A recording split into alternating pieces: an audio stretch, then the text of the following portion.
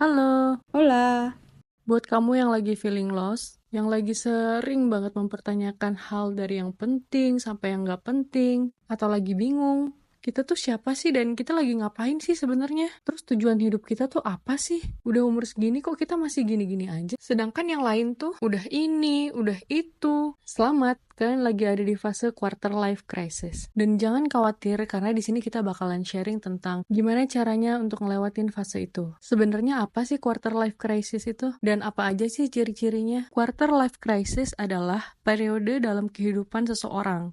Biasanya terjadi di antara umur 20 hingga 30 tahun, di mana mereka mengalami kebingungan nih, ketidakpastian dan keraguan terhadap tujuan hidup, karir, hubungan, dan identitas mereka. Dan di mana ini adalah fase transisi dari kehidupan remaja ke dewasa. Nah, iya bener banget nih. Sekarang kita bakal ngebahas apa aja sih ciri-ciri dari fase quarter life crisis. Yang pertama, biasanya kita mulai sering mempertanyakan banyak hal. Mulai dari tujuan hidup sampai kita ini mau ngapain sih? Rasanya kayak kita kehilangan arah, mulai bingung, ngerasa gak yakin sebetulnya kehidupan yang sekarang dijalani itu apakah pilihan yang tepat atau enggak sih? Rasanya kayak lost aja gitu. Yang kedua, kita merasa kayak jalan di tempat aja. Sementara teman-teman kita dan orang-orang di sekitar kita udah ada yang nikah, udah ada yang punya bisnis sendiri, kerjaannya lancar, kehidupannya udah stabil. Sedangkan kita ngerasa gini-gini aja. Yang ketiga, kita tuh banyak mau, tapi sebetulnya kita nggak tahu maunya tuh apa. Yang keempat, misalnya kalian in a relationship. Kalian mulai mempertanyakan apakah dia orang yang tepat untuk kita, apakah kita bakalan bahagia sama pasangan kita sekarang, atau kita cuma buang-buang waktu aja sama pasangan kita sekarang. Nah ini nih, selanjutnya, kalian pernah ngerasain nggak berada di fase bingung gitu mau ngapain? Akhirnya mutusin buat kuliah lagi. Sebetulnya itu tuh bagus banget. Kita bisa nambah wawasan, nambah skill, nambah kegiatan. Tapi di satu sisi, itu masuk ke ciri-ciri quarter life crisis yang mungkin belum kita sadari. Karena dengan mutusin untuk berkuliah lagi, setidaknya kita punya jawaban yang lebih jelas dan safety untuk beberapa tahun ke depan. Selanjutnya, yang keenam, kita mulai worry dengan finansial kita. Kita ngerasa udah kerja setiap hari, dari pagi sampai sore. Nabung juga mungkin nggak seberapa. Ya, hidupnya dari gaji ke gaji aja. Jadinya mempertanyakan tuh, apakah tabungan yang sekarang itu cukup untuk masa depan? Iya. Nah, yang ketujuh, selalu ngerasa takut banget akan kegagalan di masa depan. Yang kedelapan, tiba-tiba jadi impulsif pengen nyobain solo traveling dengan harapan bakal nemuin jati diri. Yang kesembilan,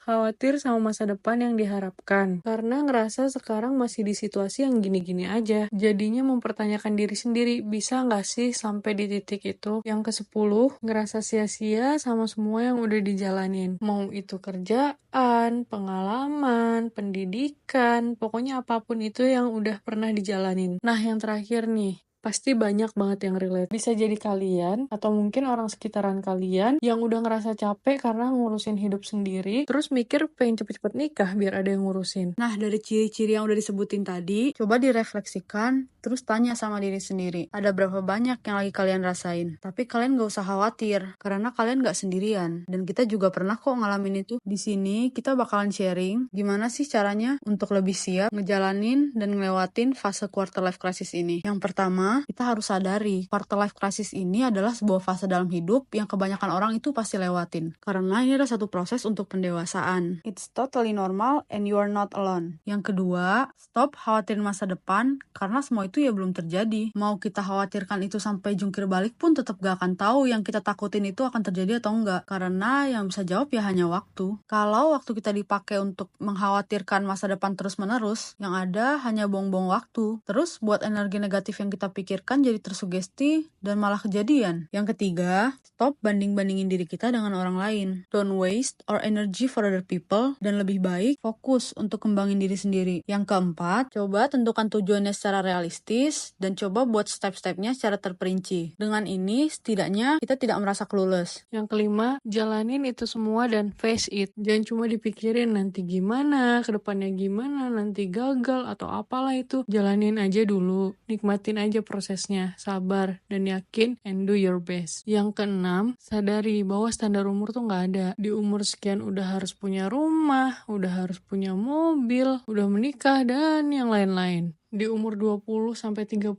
tuh baru awal dari kehidupan kita, dan perjalanan hidup kita tuh masih panjang. Terakhir yang harus kita tahu, we have to be grateful berada di fase ini, di mana kita dikasih kesempatan untuk lebih dewasa dan bisa mempersiapkan masa depan kita yang lebih baik. Kita percaya, setiap orang diciptakan punya misinya masing-masing, punya waktunya masing-masing, punya jalannya masing-masing, dan punya bagiannya masing-masing. So, you don't have to worry about anything. Oke, sekian dari sharing kita kali ini. Yang lagi ada di fase ini, it will pass. Dan semangat ya. Thank you guys for watching. Have a nice day. Bye-bye. Bye-bye.